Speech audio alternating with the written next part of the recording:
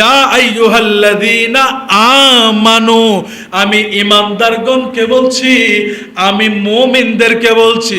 তো আল্লাহ একটু করে এলান করে দেন, বুখারী শরীফের 1020 নম্বর হাদিসের মধ্যে আমার নবী বলছেন, মান সামা রমাদানা ঈমানান, যারা ঈমান দুর্বল হয়ে যায়, যাদের ঈমান ফাতল হয়ে যায়, তারা যখন মাহে রমজানুল মুবারকে যখন রোজা রাখে, আমার নবী বলছেন মান সামা, যখন কি করে সওয়াবের আশায় রমাদানা, রমজান মাসে রোজা রাখে, ঈমানান, ঈমানের আশায়, ওয়াখতিসাবান গুফিরা লাহু, যখন আমার উম্মত যখন রোজা রাখা শুরু করে, আমার আল্লাহ প্রথম রোজা থেকে বান্দার গুনাহ ক্ষমা করা শুরু করে।